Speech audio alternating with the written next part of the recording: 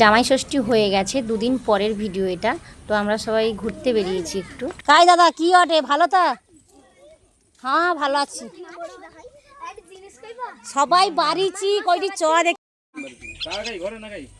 ছোটরা ধরে এইছে সকলে একটু দে না সেটা তুলে লে তোরা কি করস ইমা ওটুকু আমরাও। যাই হোক, তোমরা সবাই কেমন আছো? আশা করছি সবাই নিশ্চয়ই ভালো আছো। তো আমিও ভালো আছি। তো জামাই ষষ্ঠী হয়ে গেছে, দুদিন হয়ে গেছে। আমরা সব 3 বোনে ভাই এক জায়গায় হয়েছি, তো এখনও বাড়ি যাওয়ার নাম ধরিনি। তো আমি আমার পাশাপাশি বাড়ি আমি যাচ্ছি আর আসছি, ঘরে মুরগিকে খাবার দিয়ে আবার চলে আসছি।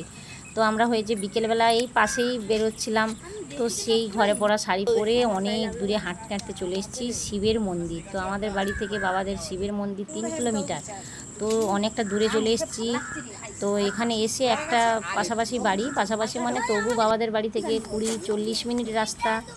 তো আমরা হাঁটতে হাঁটতে অনেক দূরে এগিয়ে এসেছিলাম, এদের বাড়ি গেছিলাম। এদের বাড়িতে ছোটো ছোটো আমরা হচ্ছিলো, ভাই পারলো আর আমরা বসে খেলাম।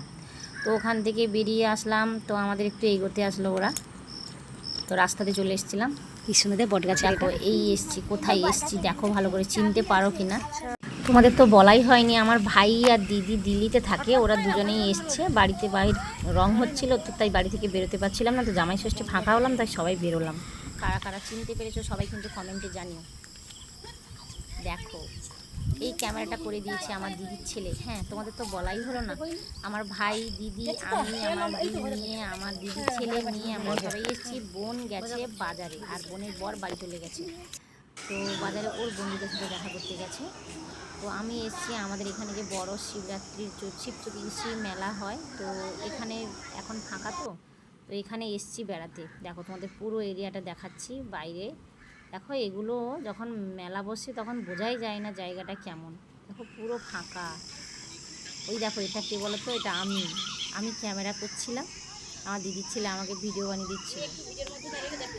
যাই হোক, তো আমরা তো অনেক দূরে চলে এসেছি, আর সেই ঘরে পরা শাড়ি পরেই চলে এসেছি। আর বাড়ি ফিরবো কি করে? ও সন্ধ্যা আইছে, কি সুন্দর এমন জায়গায় এসেছি, এখান থেকে কি ওঠিটা বুঝারিব চ ঘরে দেবেন কিনছে ওর খাওয়া ফেরত দিয়ে। দেখো পুরো সন্ধ্যা হয়ে গেছে, এখানে শিবের ঘাট আছে, এই ঘাটে এখন খেয়া ঠিকছে। দেখো এমন অন্ধকার হয়ে গেছে, বাড়ি যাবো কেমন? আর বাচ্চাগুলো তো শুয়েই পড়ছে রাস্তাতে, আর হাঁটতে পারছি না। তো এখান থেকে পয়সাও ছিল না, ফোনপের মাধ্যমে বাচ্চাদের খাবার কিনে দিলাম। তো আর দেখা যাচ্ছে না, তাই আর ভিডিও বানাবো না।